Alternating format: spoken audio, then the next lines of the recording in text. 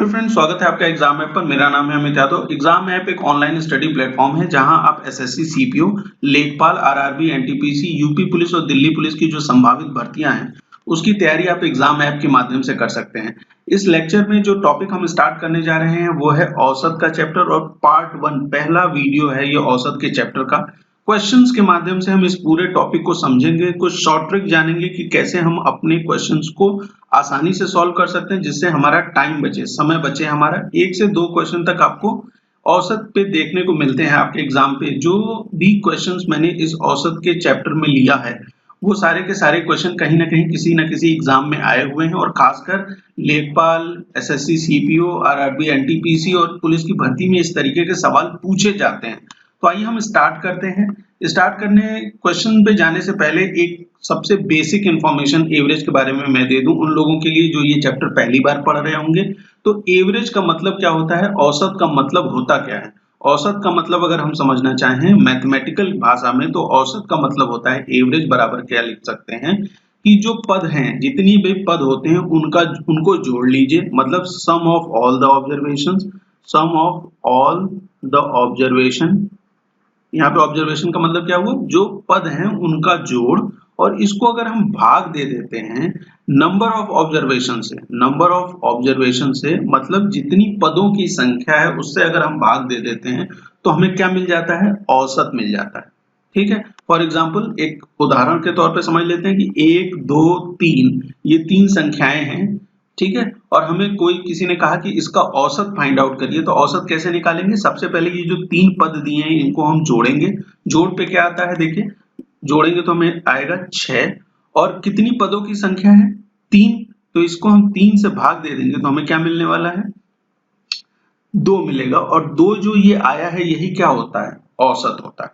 ठीक, लेकिन इसी चीज से, इसी फॉर्मूले के यूज से हमें ये भी समझ में आता है कि जो ये पद हैं, जो ये एवरेज है, एवरेज क्या होता है, मिडिल टर्म होता है। देखिए क्या निकल के आया इसका, एवरेज 2 निकल के आया, और यहाँ पे 1, 2, 3 जो संख्या थी उसमें 2 क्या है, ये बीच की संख्या है, मिडिल टर्म है। इसका मतलब एवरेज क्या होता है, मिडिल टर्म भी होता है। ये चीज, ये दो जानकारी हमें अभी जो सवाल सॉल्व कर रहे हैं उसके लिए होना चाहिए कि एवरेज का फॉर्मूला क्या होता है और एवरेज क्या होता है, वो मिडिल टर्म होता है। ठीक, अच्छा आइए अब सवाल पे चलते हैं, क्वेश्चन स्टार्ट करते हैं और क्वेश्चन को देखते हैं कि कैसे हमने जो अभी चीजें समझी हैं उससे क्वेश्चन कैसे सॉल्व कर सकते हैं। सवाल क्या कहता है, सबसे पहला सवाल कि लगातार 7 संख्याओं का औसत 20 है तो इनमें से सबसे बड़ी संख्या क्या होगी। क्या कह रहा है सवाल में कि 7 संख्याएं हैं, लगातार हैं वो, और उनका औसत दे रखा है, कितना दे रखा है, 20 दे रखा है। तो हमसे सवाल में पूछ रहा है कि सबसे बड़ी संख्या बताइए।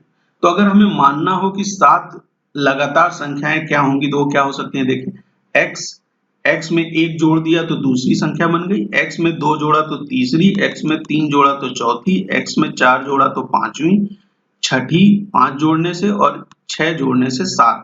ये 7 संख्याएं हो गई जो लगातार हैं, और सवाल में हमें दे रखा है कि इसका जो औसत है वो कितना है, 20 है।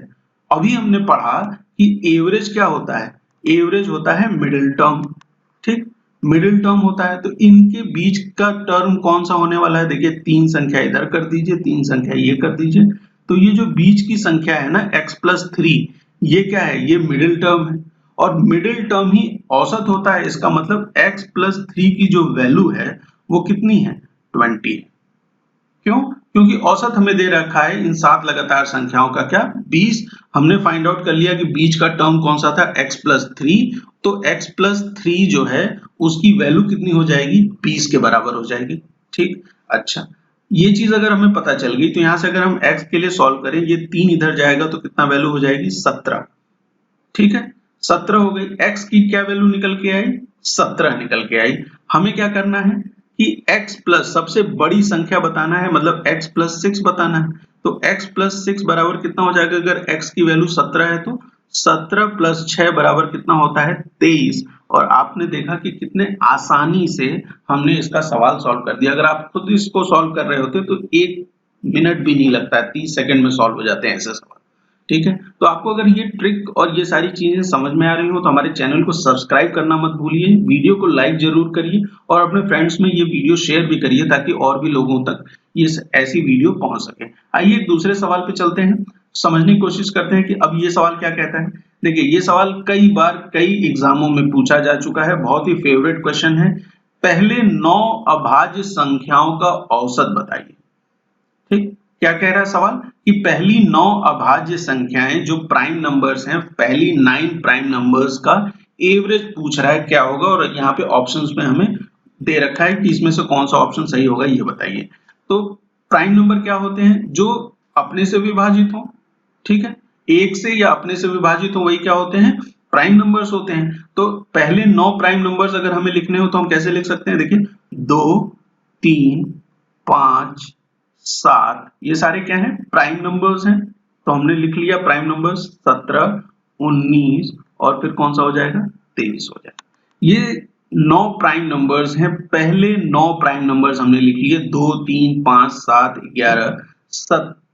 11 13 17 19 23 और हमें इसका औसत पूछ रहा है, ठीक है। लेकिन एक चीज हमें ध्यान देनी है, देखिए यहाँ पे हम मिडिल टर्म मतलब बीच की संख्या बता के उसका औसत नहीं बता पाएंगे। अभी तक हम क्या करते थे कि भाई ऐसा नहीं है कि ये बीच की संख्या, ये 4 इधर चला गया 4 इधर चला गया तो 11 इसका औसत हो जाएगा, ये हम नहीं बता सकते। क्यों नहीं बता सकते, एवरेज मिडिल टर्म तो होता है लेकिन इसका मतलब हर बार में मिडिल टर्म होगा ऐसा नहीं है। क्यों, क्योंकि इनके बीच का डिफरेंस अलग है। देखिए यहाँ पे कितना है, 2 से 3 के बीच में 1 का डिफरेंस है, 3 से 2 के बीच में 2 का डिफरेंस है, यहाँ 2 का डिफरेंस है, यहाँ कितने का डिफरेंस है, 4 का डिफरेंस है।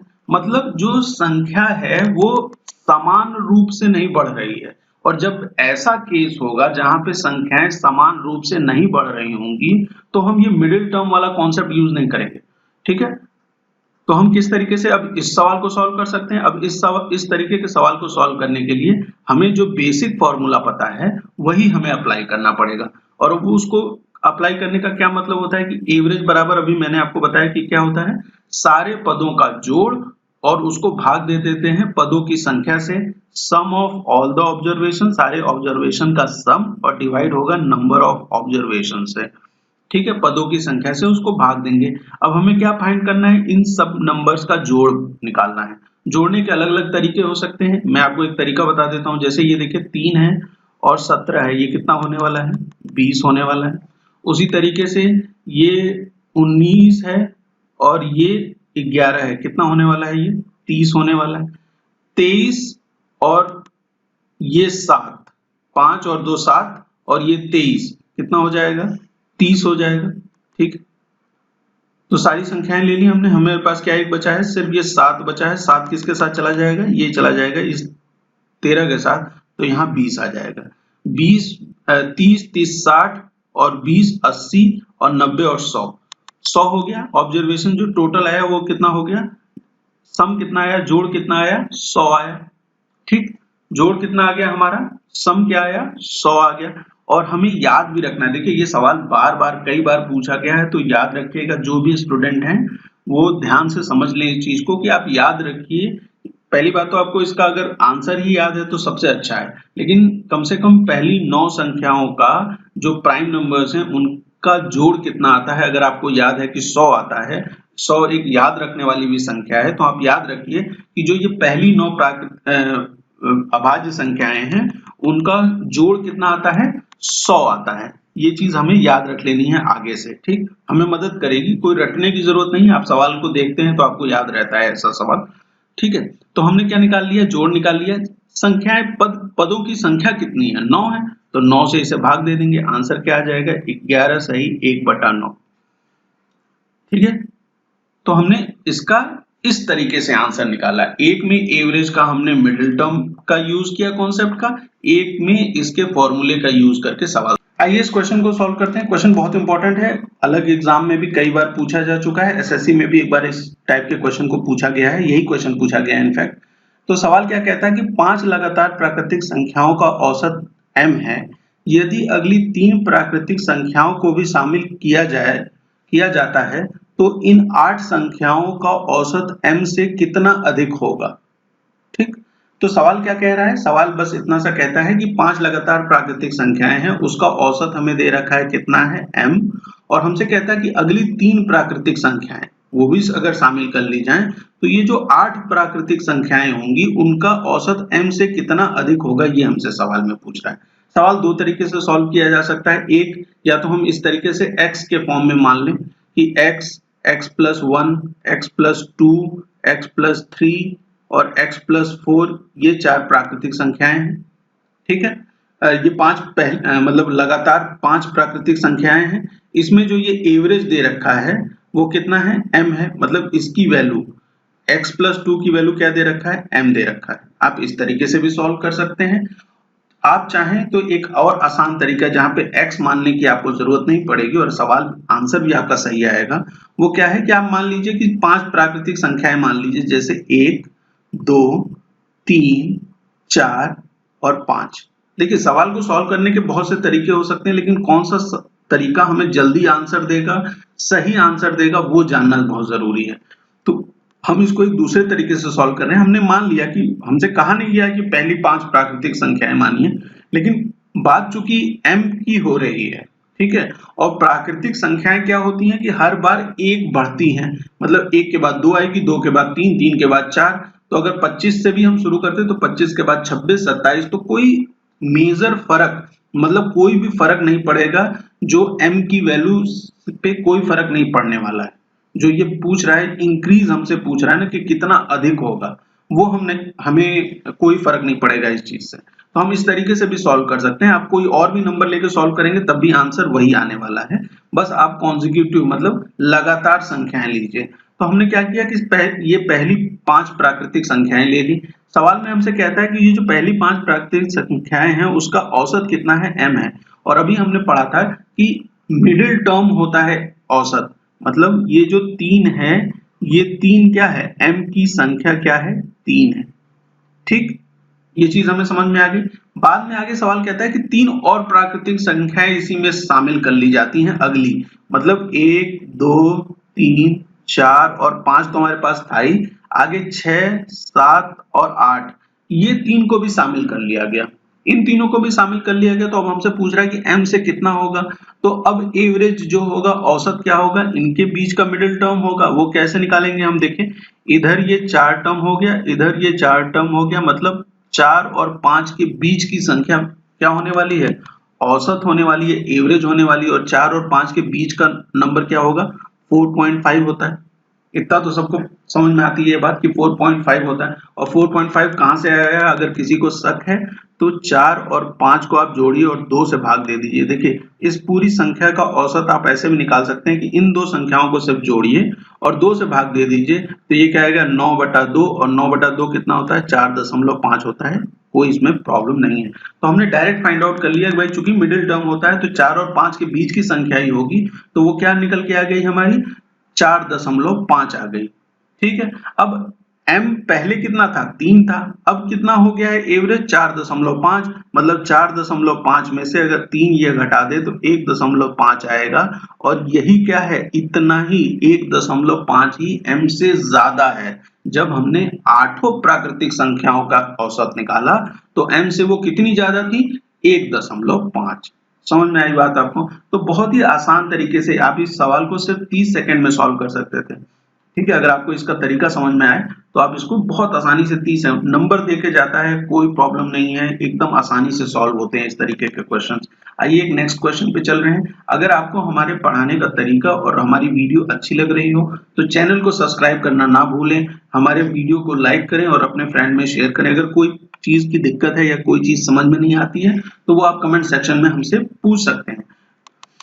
देखिए, अब एक दूसरा सवाल है। दूसरा सवाल क्या कहता है, the average of first 100 positive integer, पहले 100 घनात्मक पूर्णांक का औसत। ठीक है, तो क्या पूछ रहा है हमसे कि पहली 100 पॉजिटिव इंटीजर्स जो हैं उसका औसत क्या होगा, ये बताइए, 100 पॉजिटिव इंटीजर्स का। तो इसके लिए हम क्या करेंगे, हम मिडिल टर्म का ही कॉन्सेप्ट यूज करते हैं कि मिडिल टर्म क्या होने वाला है।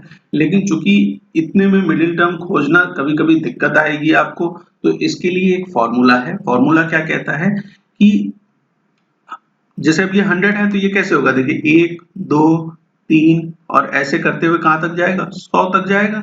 यही तो सवाल में है। और इससे इसका हमें क्या कह रहा है, इसका एवरेज फाइंड आउट करो। तो अगर हमें एवरेज इसका फाइंड आउट करना है तो हम क्या फॉर्मूला यूज करेंगे, मैंने इस तरह का एक शॉर्ट ट्रिक आपको, जो एवरेज का शॉर्ट ट्रिक की एक वीडियो है हमारे शॉर्ट ट्रिक वाले प्लेलिस्ट में, वहां पे भी बताया है कि इसको कैसे आप सॉल्व करते हैं। तो इसको सॉल्व करने का तरीका सिर्फ यही है, ये क्या है, फर्स्ट 100 नेचुरल नंबर्स भी हैं, ठीक। तो फर्स्ट 100 नेचुरल नंबर्स भी हैं, तो इनका एवरेज कैसे निकलता है, n+1/2 हमें इसका एवरेज दे देता है, जिसमें n क्या है, पदों की संख्या है। n क्या है, पदों की संख्या है। याद रखिए जब भी इस तरीके का सवाल आए जहां पे आपको first 100 positive integers, first 100 natural numbers, इस तरीके का अगर कुछ भी सवाल पूछ रहा है तो आप कौन सा फॉर्मूला यूज करेंगे, n+1/2 यूज करेंगे इसका औसत निकालने के लिए, जहां पे n क्या है, पदों की संख्या है। तो n पदों की संख्या है तो टोटल पद कितने हैं, 100 हैं।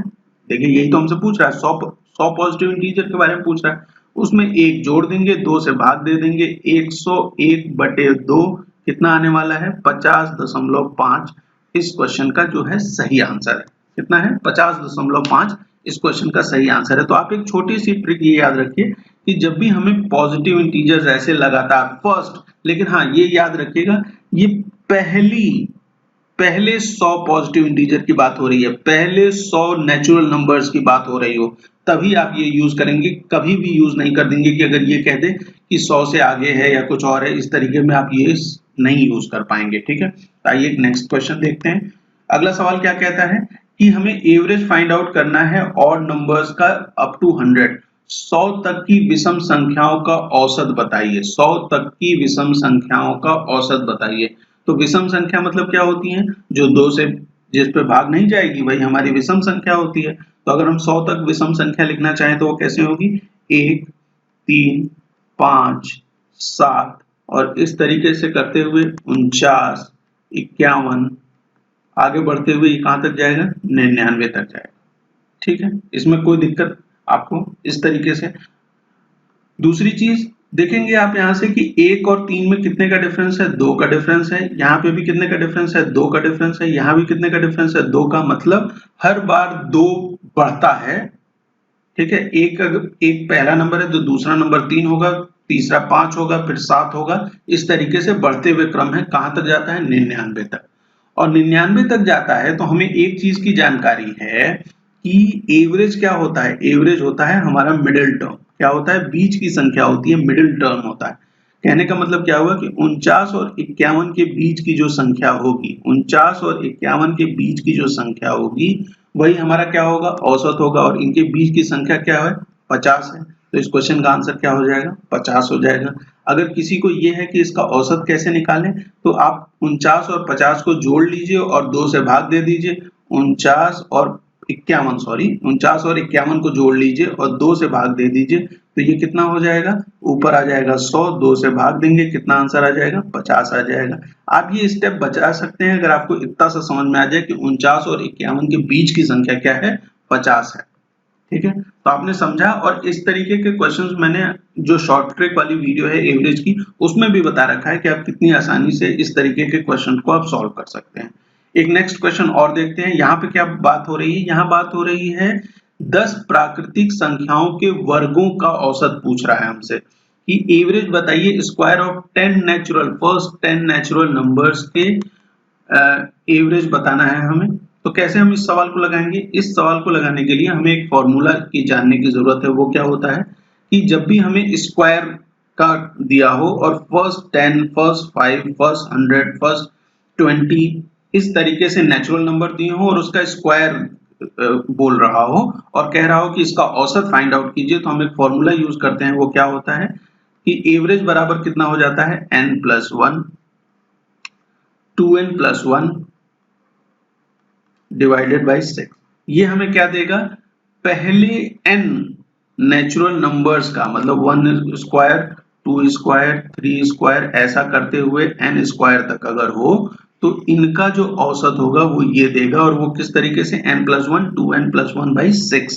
तो आपको अगर चाहे यहाँ पे सवाल में 10 पूछ रहा हो, 20 पूछ रहा हो, 30 पूछ रहा हो, 5 पूछ रहा हो, कोई भी चीज पूछ रहा हो, n की वैल्यू यही पदों की संख्या बताएगी, तो n क्या हो जाएगा, पदों की संख्या है। आप इसमें n की वैल्यू पुट कर दीजिए, आपको आंसर मिल जाएगा। n देखिए इस केस में क्या है, 10 है, मतलब 10 प्लस 1, 2 से गुणा किया 10 में 20 हो गया, और प्लस 1 भाग दे देंगे हम किससे, 6 से, कितना आने वाला है, 11 गुणे 21 बटा 6, और 11 का गुणा 21 से करते हैं तो कितना आता है, 231 बटा 6, कितना आंसर आ जाएगा, 38.5 इसका एवरेज आएगा।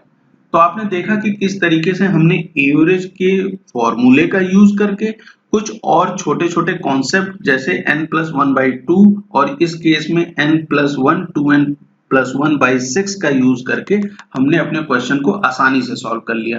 तो उम्मीद करता हूं कि आपको ये वीडियो अच्छी लगी होगी। अगले पार्ट में हम और भी क्वेश्चंस लेके आएंगे। आप चैनल को सब्सक्राइब कर लीजिए। कोई अगर किसी क्वेश्चन में आपको दिक्कत हो तो आप कमेंट में पूछ सकते हैं। Thank you.